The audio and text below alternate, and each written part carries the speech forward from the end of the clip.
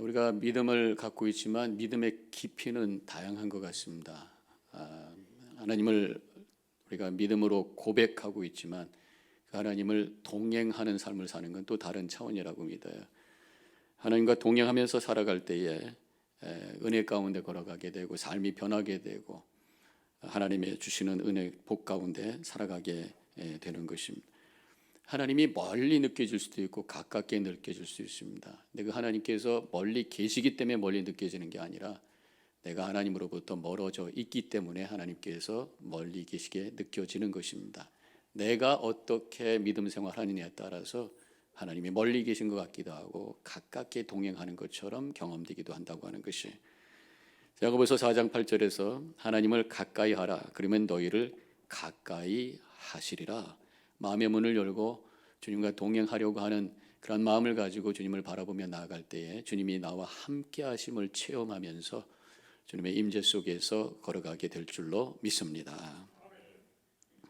오늘 말씀에서 요셉이 하나님과 동행했던, 하나님과 함께했던 삶을 살았던 사람이, 여러분과 함께 나누기 원하는 것은 이렇게 동행하는, 하나님과 함께하는 삶을 살았던 요셉이 어떠한 삶을 살았던가, 하나님과 함께한다고 하는 것이 우리의 삶을 어떻게 변화시키는가라고 하는 것을 이 요셉을 통해서 우리가 발견하게 되면서 몇 가지 말씀을 나누기를 원합니다.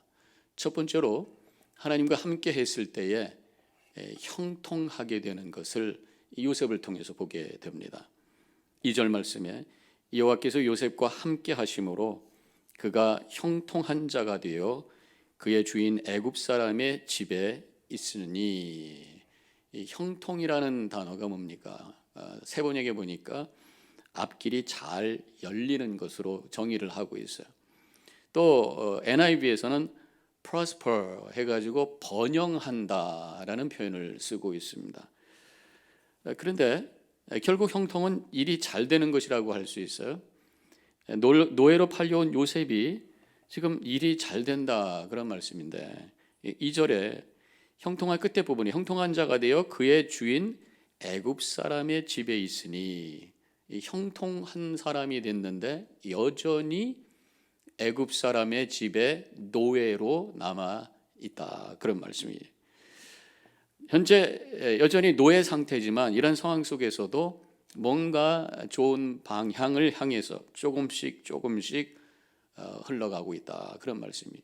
형통이라는 것이 갑자기 어떤 벼락부자가 되고 갑자기 모든 문제가 풀어지는 것이라기보다는 현재의 어려움 속에 그대로 남아 있을지 모르지만 조금씩 한 걸음씩 나아가고 있는 상황, 어떤 과정이다 말할 수가 있는 것이에요.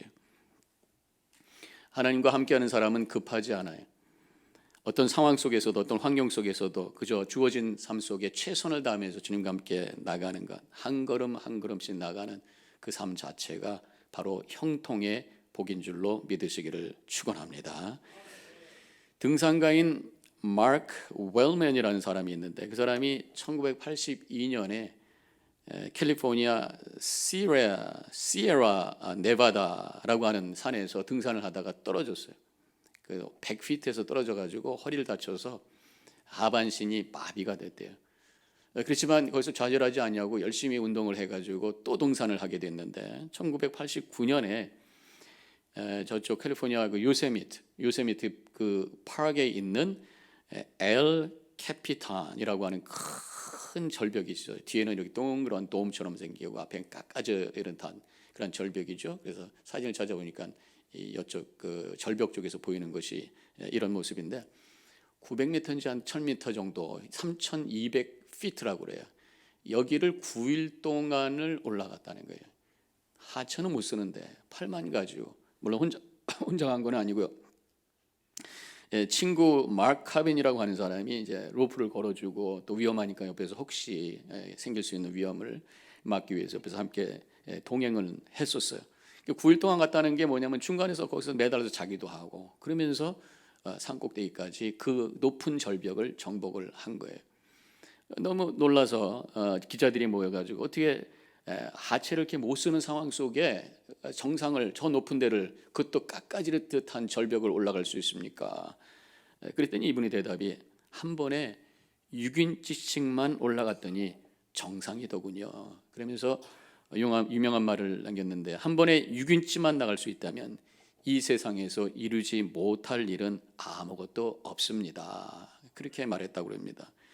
조금씩이라도 목표를 향해서 하나님과 동행하면서 조금씩 나아가는 그 과정 자체가 이미 형통인 줄로 믿습니다. 요셉이 형통했다고 하는 것이 고난이 하나도 없었다는 것은 아니죠.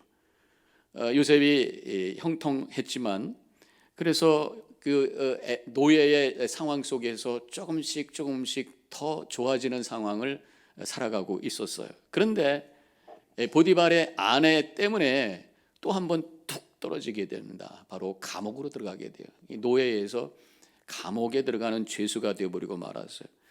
그렇지만 이 요셉은 포기하지 아니하고 거기서도 계속해서 하나님과 동행하면서 한 걸음 한 걸음 미래를 향해서 나아갔다고 하는 것입니다. 형통이라고 하는 것은 고난으로부터 완전히 프리의 삶은 아니라고 하는 것이 보여지고 있어요.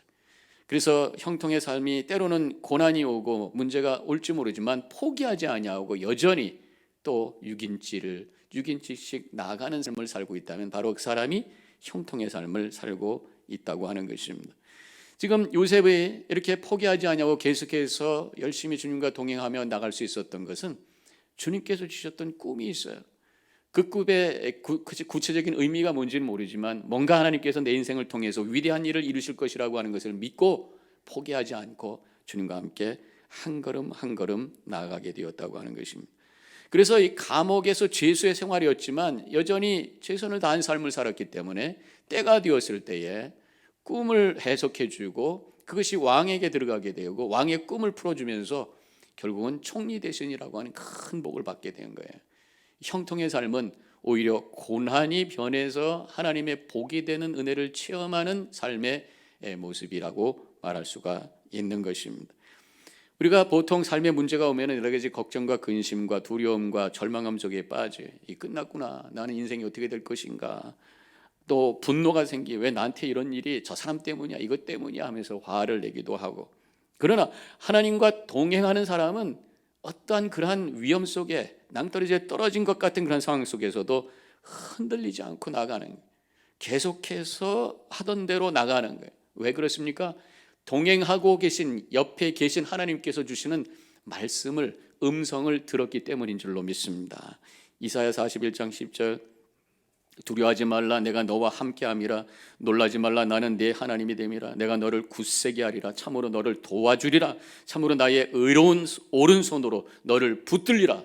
이 말씀이 글씨로만 보인 것이 아니라 주님이 나와 동행하시기에 내 귀에다 대고 들려주시는 하나님의 구체적인 나를 향한 음성으로 들려짐으로 말미암아 마음의 평강을 얻게 되고, 그래서 오히려 이 고난 속에서 주님을 바라보면서 오히려 고난 속에서 새로운 각도로 삶을 봄으로 말미암아 주시는 새로운 은혜를 경험하면서 확신 속에서 걸어가게 된다고 하는 말씀이, 오히려 고난은 보통 때 보이지 않는 은혜가 보이기 시작합니다. 삶이 뒤집어지면 이 밑에 있던 것이 드러나면서 보이게 된다고 하는 것이에요.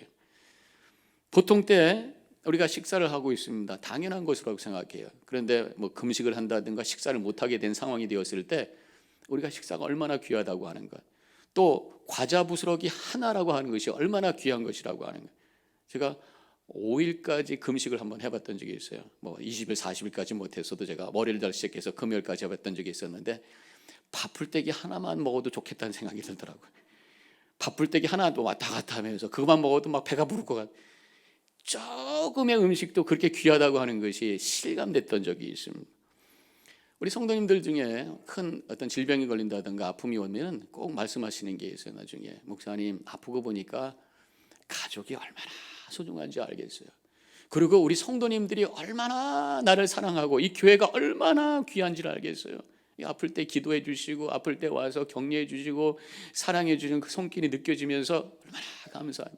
보통 때는 서로 찢고 먹고 하다가도 아파 보니까 가정이 그렇게 귀하고 교회가 그렇게 귀하다고 하는 것이 새삼 보여지는 그 은혜가 있다고 하는 것이죠. 한참 전에 한국에서 어떤 집사님이 이 난지도에 채소를 심었대요. 그때는 아마 이 쓰레기 하치장이 생기기 전이었던 것 같습니다. 그래서 배추를 농사를 아주 열심히 했어요.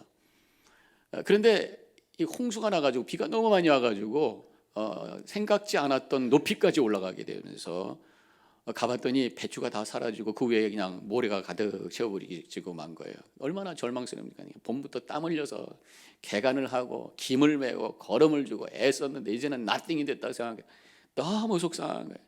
그런데 기도하는 중에 하나님께서 주시는 평강이 임하게 되었고 다시 눈을 뜨고 그 자리에 갔더니 내가 그렇게 기대했던 이 배추는 안 보이고 모래만 잔뜩 보이는데 보니까 이 모래 하나님이 주신 것이다 생각하면서 그 당시에 갑자기 또 상황이 모래 파동이 일어나가지고 그걸 팔아서 배추보다 돈을 더 많이 벌었다, 이제 이런 얘기가 있어요.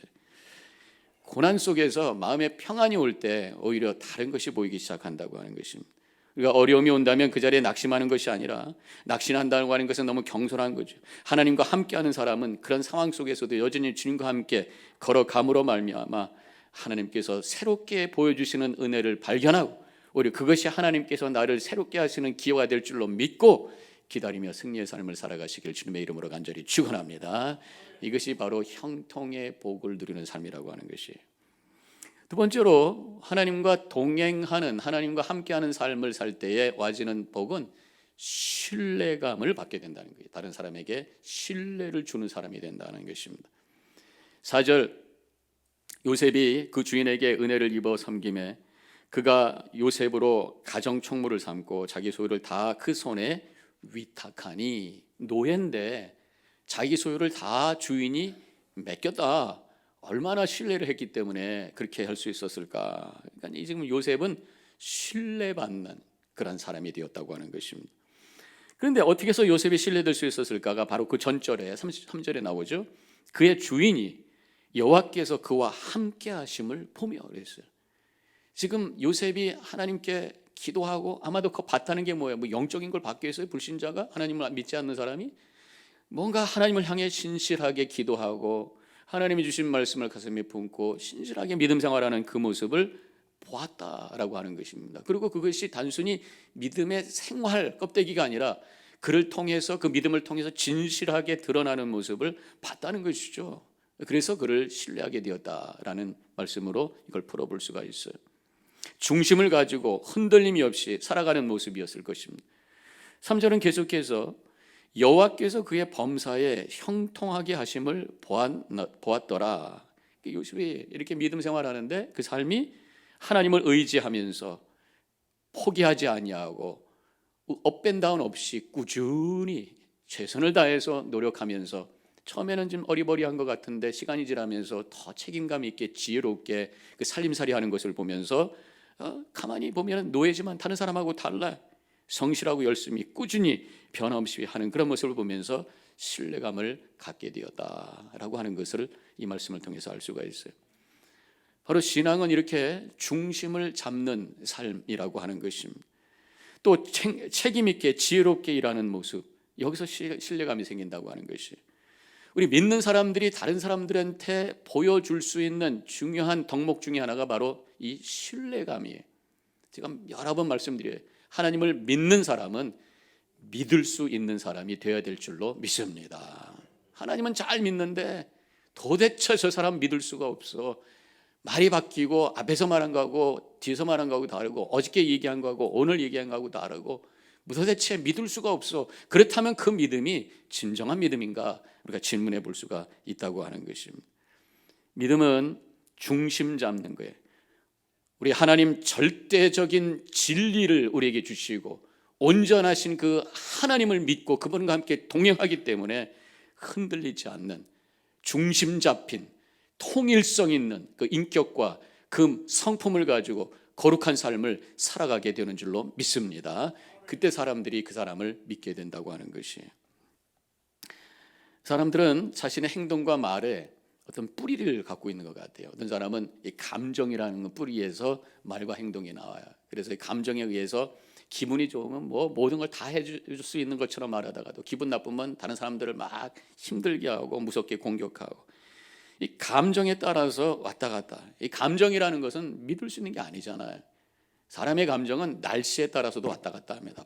밝으면 뭔가 기분이 좋아가지고 그냥 잘할 것 같은데 꾸물꾸물 꿀꿀한 날 보면 그냥 낙심이 되고 또 마음이 별로 안 좋아지고, 이게 날씨에 의해서 그럴 수가 있단 말이죠. 또 건강 상태에 따라서 몸이 건강하면 뭔가 다 잘할 거에 기분이 되는데 아프고 그러면 시들어지는 게 우리의 감정이란 말이에요. 또 사람의 말에 의해서도 누가 좋은 얘기 해주면 우쭐해가지고 기분이 좋다가도 불편한 얘기하면 마음이 상해가지고, 이 감정이라는 건 왔다 갔다 한단 말이에요. 거기에다 뿌리를 두고 말하고 행동할 때 믿을 수가 없는 거예요. 흔들리는 것이.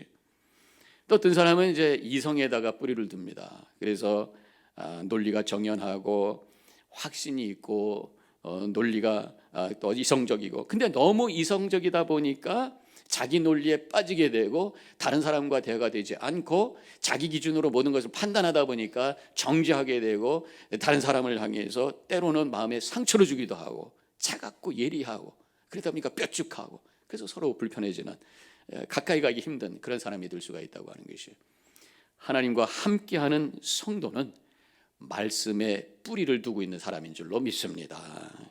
하나님의 진리의 말씀, 변함이 없는 진리의 말씀에 내 생각과 내 말과 행동에 뿌리를 두고 있기 때문에 흔들림이 없어요. 중심이 잡혀 있단 말이에요. 흔들리는 세상 속에, 흔들리는 여러 가지 사상 속에서도 이것이 하나님의 진리의 말씀인 줄로 믿습니다 고백하면서 꾸준히 변함없이 살아가는 그 진지한 모습, 이것이 성도들의 삶의 모습인 줄로 믿습니다. 확신을 가져요. 그렇지만 고집 부리지는 않아요. 고집 부리지 않는다는 게 뭡니까? 다른 사람의 말에 경청해주고 공감할 수 있는 하나님의 마음을 갖게 됩니다. 그러나 흔들림이 없는 그런 하나님의 뜻을 가지고 변함없는 삶을 살아가기 때문에 사람들이 믿어줄 수 있는, 신뢰감을 줄 수 있는 삶을 살게 된다고 하는 것입니다. 제가 어떤 인터넷에서 글에 보니까 다른 사람에게 신뢰감을 주기 위해서는 먼저 목소리가 좋아야 된대요.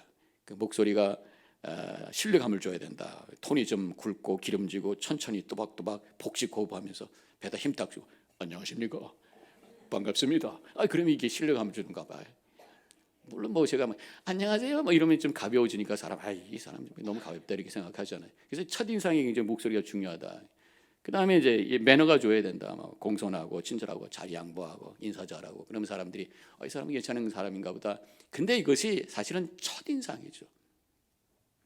사람 만나면 만날수록 그 내면에 있는 모습이 결국은 드러나게 되어 있습니다. 결국 사람들이 그 사람을 신뢰하는 것은 말도 아니고 음성도 아니고 매너도 아니고 그 사람의 인격과 성품인 줄로 믿습니다. 우리 믿는 사람들은 이 인격과 성품이 성숙해 흔들림이 없는 한결같은 일관성된 그런 모습. 이 신앙생활 하더라도 좀 일관성 있게 하셔야 된단 말이에요. 열심히 성경 봐도 한번 쫙 했다가 그 다음에 팔짱 끼고 있는 것이 아니라 꾸준히 매일 성경 읽고 꾸준히 기도하고 꾸준히 봉사하고, 이런 모습을 통해서 하나님도 기뻐하시고 많은 사람들이 신뢰하고 그 사람을 통해 하나님의 영광을 드러낼 수 있는 복된 삶을 살게 되는 줄로 믿습니다. 우리가 믿는 하나님, 어떤 하나님이 1:1 제자 공부해 보면은 하나님이 갖고 계신 절대성 6가지를 얘기합니다. 주권성, 전지전능, 무소부재, 그 다음에 영원, 불변하시는 하나님, 어제나 오늘이나 내일이나 똑같으시고 하신 약속 지키시고 그 말씀, 불변하는 말씀을 우리에게 주신 불변하신 하나님, 그 하나님을 우리가 믿고 산다면 우리도 뭔가 일관성 있는 변함없는 꾸준한 모습으로 우리가 살아야 된다는 것이죠. 그렇게 살아야 마땅하다고 하는 것이. 우리가 육신은 늙어갑니다. 달라져요. 얼굴도 달라지고 몸도 달라져요. 그러나 우리의 내면은 100%는 아니더라도 그래도 일관성 있게 변함없이 하나님과 함께하는 사람은 이렇게 살아가야 마땅하다고 하는 것이에요. 근데 사실 우리 인간이 이렇게 한결같이 변함없이 산다고 하는 게 쉬운 것은 아니에요. 흔들리고 있는 게 우리의 본성이에요. 그래서 파스칼이 우리는 생각하는 갈대라, 데카르트는 나는 생각한다, 고로 존재한다. 이 두 개를 합쳐버리면 나는 흔들린다, 고로 존재한다. 흔들리는 존재가 바로 나다라고 인간들은 얘기할 수밖에 없어요. 그렇지만 나 혼자 있을 때는 우리가 흔들려요. 세상도 흔들리고 사조도 흔들리고 감정도 흔들리고 모든 게 흔들려요. 그러나 흔들림이 없는 하나님과 함께 동행하는 그 하나님을 붙잡고 걸어가는 삶은 흔들림이 없는 평강과 변함없는 한결같은 모습으로 살아가게 되는 줄로 믿습니다. 성 어거스틴이 이렇게 말을 했대요. 주님, 저의 마음은 당신을 향하도록 창조되었기에 당신 안에 쉬기 전까지는 편할 날이 없습니다. 하나님 안에 있기 전까지는 내 마음이 평강이 없습니다. 내 생각이 계속해서 흔들립니다. 그러니까 주님과 함께 걸어가고 주님 안에 있을 때 내 마음에 평강이 오고 변함이 없는 한결같은 마음으로 나갈 수 있음을 믿습니다 라는 고백의 표현이라고 할 수가 있습니다. 시편 62편 1절과 2절, 나의 영혼이 잠잠히 하나님만 바라며 나의 구원이 그에게서 나오는도다. 오직 그만 반석이시요 나의 구원이시요 나의 요새시니 내가 크게 흔들리지 아니하리로다. 이 고백이 우리 모두의 고백이 되기를 주님의 이름으로 간절히 축원합니다. 내 마음이 막 요동칠 때에 주님을 바라보면서 바로 주님 반석 같은 그 하나님, 요새 같은 그 하나님의 손을 붙드시고 일어나셔서 다시 한번 흔들림이 없이 평강 가운데 꾸준히 하던 일을 향해 걸어가심으로 하나님의 영광 드러내시고 많은 사람들에게 신뢰감을 줄 수 있는 복된 삶을 살아가시기를 주님의 이름으로 간절히 축원합니다. 마지막으로 한 가지 더, 하나님과 함께했던 요셉을 통해서 드러났던 모습, 그것은 은혜의 통로가 되는 삶을 살았다고 하는 것이에요. 5절, 그가 요셉에게 자기 집과 그의 모든 소유물을 주관하게 한 때부터 여호와께서 요셉을 위하여 그 애굽 사람의 집에 복을 내리심으로 여호와의 복이 그의 집과 밭에 있는 모든 소유에게 미친지라. 그렇게 말씀하고 있어요. 하나님과 동행했기 때문에 요셉 자신이 형통의 복을 받았고 거기서 끝난 것이 아니라 보디발의 집이 복받게 되었다, 그런 말씀이. 하나님과 동행하는 삶을 사는 것은 나만 복 받는 것이 아니라 나로 인해서 주변에 있는 사람들까지 복을 줄 수 있는 거룩한 영향력을 끼치는 삶을 살게 되는 줄로 믿습니다.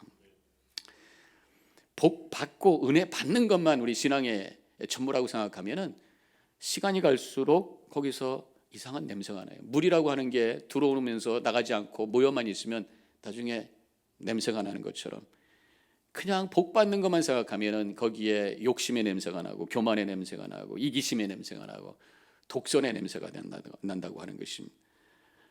우리 하나님의 은혜는 내 속에 와서 이것이 충만하게 돼서 흘러서 다른 사람들에게 나눌 때에 내 안에서 그것이 생수가 되고 생명이 돼서 나에게 힘이 되고 은혜가 되고 능력이 되고 하나님께 영광 돌리는 복된 삶을 살게 되는 줄로 믿습니다. 필립 얀시라고 하는 분이 놀라운 하나님의 은혜라고 하는 유명한 책을 썼어요. 많은 좋은 얘기가 있지만 거기서 크리스찬들을 두 가지로 설명을 합니다. 두 가지의 그리스도의 모습을 비교를 하고 있는데, 한 가지는 세상에 향수를 뿌리는 사람이 있다는 거죠.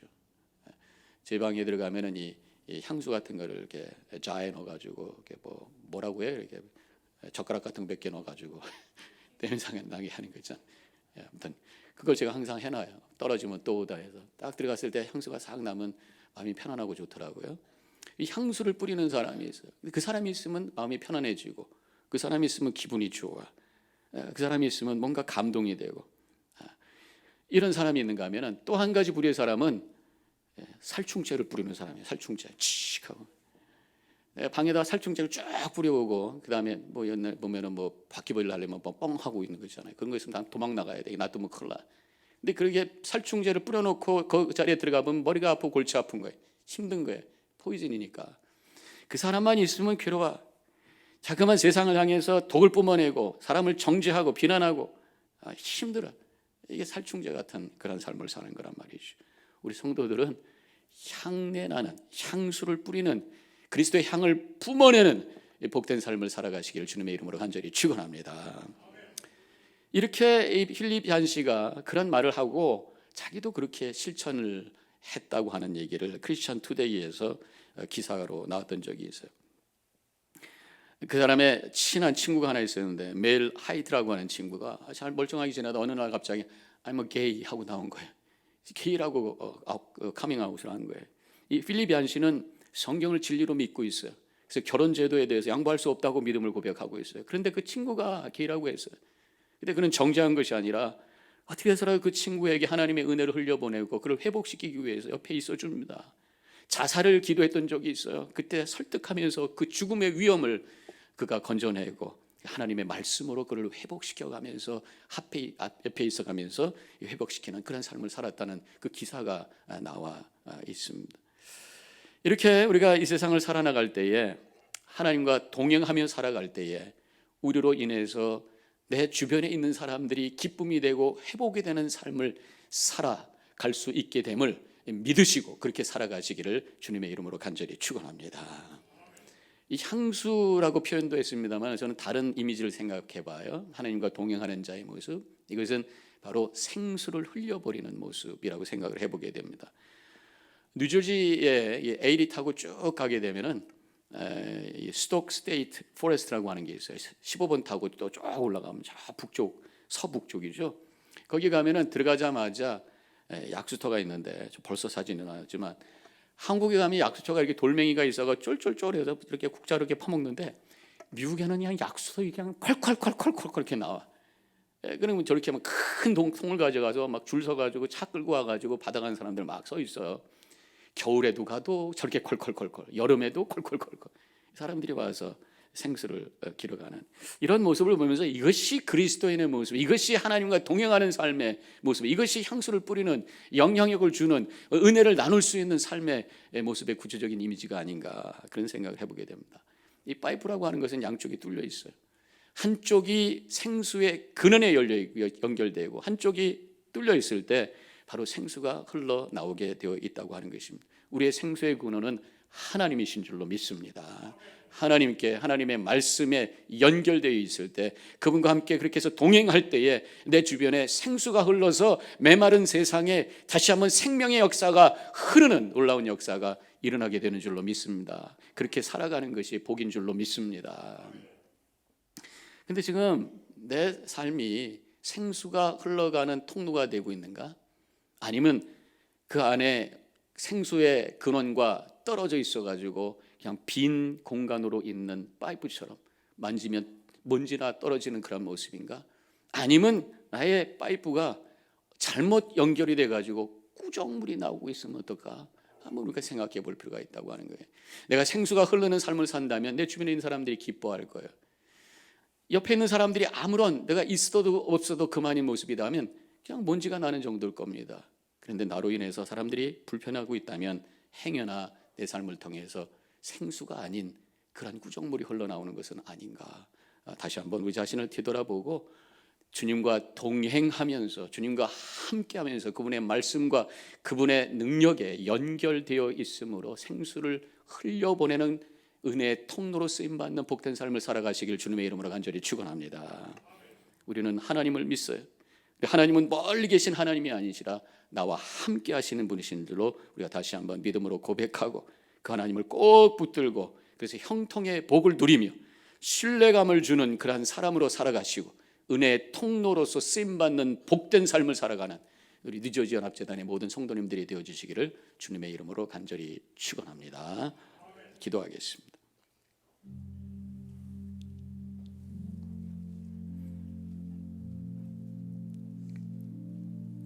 오늘 말씀을 통해서 하나님과 동행하는 삶을 살 때 우리에게 드러나는 복된 모습이 무엇인가를 나누어 보았습니다.